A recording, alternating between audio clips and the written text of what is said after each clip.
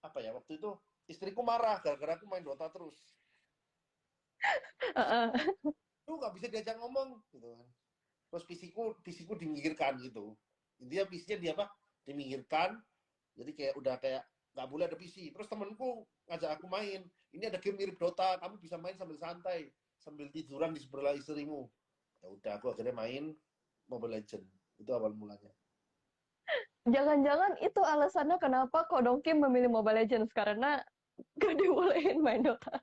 Betul, karena awalnya nggak ada Dota. Jadi menurutku itu pada saat itu apa ya? Itu kayak sesuatu yang aku benci, tapi akhirnya malah menjadi masa depanku gitu loh. Jadi memang kita tuh nggak tahu ya, tiba-tiba nasib tuh memang bisa berubah dengan sendirinya tuh kayak kita nggak tahu gitu loh. Betul, betul, betul, betul. Kita nggak nyangka ya, tiba-tiba itu menjadi jalan hidup kita ke depannya. Betul. Oke. Nah, kalau misalnya nama Dongki itu sendiri sebenarnya asal mulanya dari mana? Nama Donkey itu dulu pemberian temanku sih. Temanku ada namanya Bandot. Hewan Bandot tuh kayak hewan Donkey juga gitu. Nggak tahu, terus aku ngomong, Yur, kamu kan gendut, terus nggak tahu kenapa nama nama Donkey ini cocok buat kamu gitu. Ya udah aku pakai. Hanya karena itu. Iya. Caranya kan lucu. Nggak ada artinya, nggak ada artinya.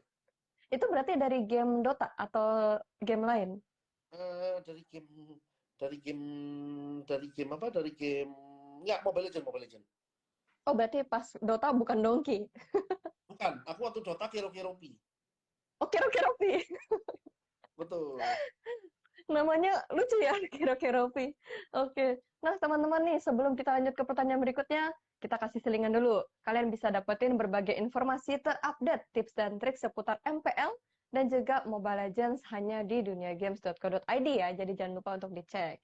Pertanyaan berikutnya buat Ko Dongki. Apakah seorang Dongki punya keinginan untuk kembali sebagai pemain pro? Aku nggak ada. Hmm, nggak ada. Singkat ya, nggak ada. Karena aku sekarang udah punya tiga kan. Hmm, Dan apa yang aku harus cari lagi gitu, maksudnya aku kan kemarin, aku kalau jujur, kalau di Mobile Legends kan pencapaian tertinggi adalah juara dunia kan, jadi aku selesai juara dunia. Terus apalagi gitu yang dicari gitu loh, karena pertimbangannya tuh banyak sih, jadi kayak dari pro player, karena kita jujur juga dari kayak kita membangun konten kreator atau bikin bisnis, itu masa depannya lebih menjanjikan daripada player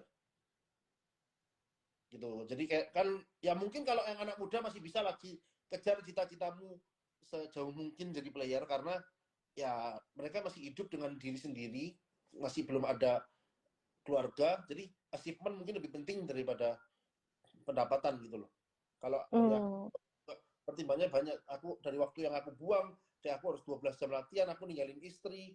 Sedangkan kalau aku konten kreator, aku tetap bisa kayak waktunya tuh kayak, kan kita udah bukan orang profesional kan, kita konten kreator profesional tuh kita bisa kayak lebih, konten kreator tuh lebih kayak aku kerja 2 jam dulu, habis itu aku pergi dulu sama istri 3 jam, mau kerja lagi bisa. Kalau di pro player kan kita nggak bisa, apalagi ini pro player Mobile Legend yang mainnya tuh berlima gitu.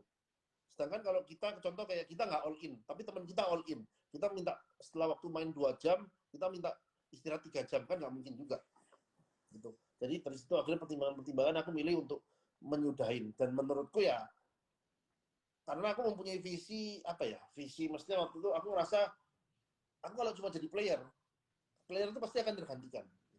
Hmm. Player ada namanya people come and go kan. Kalau sedangkan kalau mempunyai tim e-sport, itu kita justru yang mempunyai wadah untuk orang yang people come and go, menurutku lebih everlasting.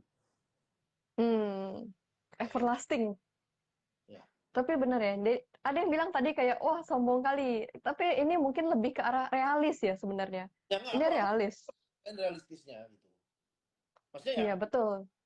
terserah, maksudnya mau nganggap orang sombong atau apa, maksudnya aku mending sampaikan gitu loh. Kan apa pikiranku, kenapa pada saat itu aku mikir berhenti ya? Karena aku jujur, aku udah merasa aku udah juara dunia, udah cukup gitu loh. Hmm, ya meskipun mungkin beberapa orang ngerasa kayak ngapain aku nyebutin itu kan maksudnya, tapi ya harus aku sebutin supaya orang mengerti gitu. Hmm.